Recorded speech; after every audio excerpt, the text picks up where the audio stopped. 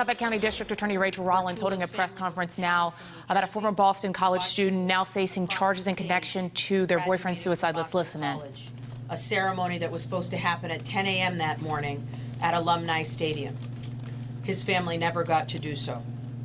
An initial search of Mr. Urtula's cell phone led to an extensive investigation in which Suffolk County prosecutors and the MBTA Transit Police detectives determined that Miss U was physically, verbally, and psychologically abusive toward Mr. Urtula during their 18-month-long relationship. It also determined that abuse became more frequent and more powerful and more demeaning in the days and hours leading up to Mr. Urtula's untimely death. The abuse was witnessed by family and classmates of both parties and documented extensively in text messages between Miss U and Mr. Urtula and in Mr. Urtula's journal entries. On the morning of May 20th, Miss U was tracking Mr. Urtula's location, as she frequently did on her phone. She went to the garage and in fact was present when Mr. Urtula jumped to his death. Students come to Boston from around the world to attend our renowned colleges and universities, eager to learn and experience our vibrant city. Their families and loved ones certainly do not expect them to face unending physical and mental abuse. You should know that in the 2 months prior to his death, the couple exchanged more than 75,000 texts, of which Miss U sent more than 47,000 text messages. Many of the messages clearly display the power dynamic in the relationship, wherein Miss U made demands and threats with the understanding that she had complete and total control over Mr. Urtula, both mentally and emotionally. The investigation revealed that Miss U used manipulative attempts and threats of self-harm to control him. It also found that she was aware of his spiraling depression and suicidal thoughts brought on by her abuse, yet she persisted, continuing to encourage him to take his own life.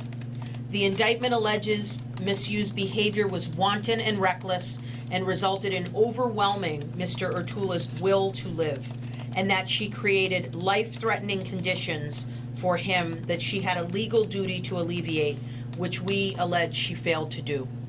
I would like to thank my staff, especially Assistant District Attorney Caitlin Grasso and Kaylin Campbell, who have led this investigation and carefully considered how to bring this unique case to trial, where a jury will ultimately decide if Miss U caused Mr. Urtula to take his life. The work of the MBTA Transit Police was invaluable. Superintendent Sullivan, thank you, and you will hear from him momentarily.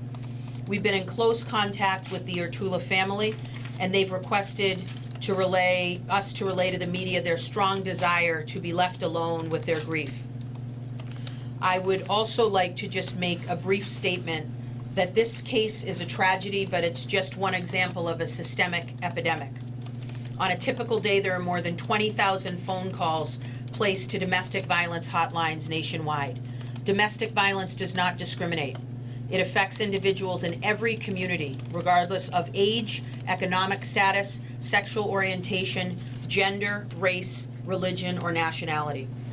Domestic violence does not manifest in one particular way.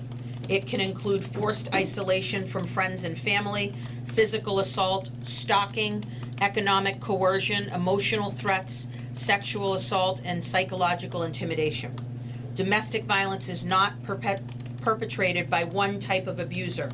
A perpetrator is not limited by their gender or the gender of their partner. Domestic violence may not always look the same, but it is always about power and control. I'll turn this over now to Superintendent Sullivan, and then we can take some questions if you have any. Thank you. My name is Richard Sullivan, the Superintendent of the MBTA Transit Police Department. First and foremost, we'd like to express our sincerest condolences to the victim in this case, Mr. Urtula's family and loved ones. I personally responded to this scene back in May, and what appeared to be a self-inflicted horrific tragedy ended up being much more than that.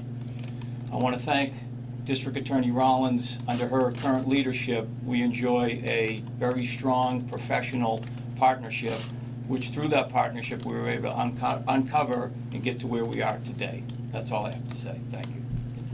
Are there any questions?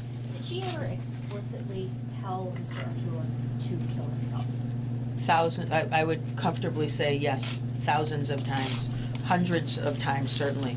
In the 47,000 text messages, yes, there were many, many instances where she instructed him to do so. Could you give us in as much as you can, what happened at this, the final day where you think the gentleman was dead at this Renaissance Roxbury hotel, I believe? Yeah, so I think a lot more facts will be presented when we have the arraignment, but just an incredibly tragic event where his family was present from New Jersey waiting for him to arrive, and there were a series of correspondence between him and his family where ultimately they learned that he intended to do this. If you want to maybe add a few statements about a little bit more of the facts. You said something about her being there when this all happened. Yes, Present. in fact. And I don't want to get into too many details because they will come out at the arraignment, but Miss Yu was aware of Mr. O'Toola's location based on her tracking of him through the iPhone and was present on the roof of the parking structure at the time that he did jump. And so it's obviously a very difficult time for the family, and that's essentially the facts that we're willing to share at this point in time. When is the arraignment? So she is currently in Korea. And we initiated or requested a vote by the grand jury because we believe it's the right thing to do. We're in contact with somebody who is saying that they're representing her to see if she will voluntarily return. If she does not, we will utilize the power we have to get her back. One more question. Can you just speak to, the Michelle Carter case obviously drew a lot of attention, and I wondered how that verdict at all influenced your decision to move forward with this, and what response you have to the argument there that the freedom of speech is text messages, and so much of that case centered on her messages as well. Yeah, so as you're aware, the Conrad's bill is currently in front of the Judiciary Committee and would make encouragement or assistance of suicide a crime punishable up to 5 years. Of course, we're aware of the Carter decision. This is a distinct fact pattern. There are similarities in that the culprit are both the girlfriends in those circumstances, but where I would distinguish, and I think the facts will show, in Carter there was very limited physical contact prior and some very egregious language in the instance or moments leading up to the death. We have, quite frankly, I would say the opposite of that. We have a barrage of a complete and utter attack on this man's very will and conscience and psyche by an individual to the tune of 47,000 text messages in the 2 months leading up, and an awareness, we would argue, of his frail state at that point. So similarities, of course, both out of our Commonwealth here, but this is a separate and distinct case, and we are going to focus exclusively on Mr. O'Toola and his family here. Thank you all very Could you much. just clarify what you said about your discussions with the family there, or with somebody there, about her coming back voluntarily?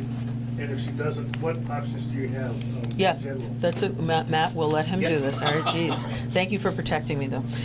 So what I can tell you, yeah, I know.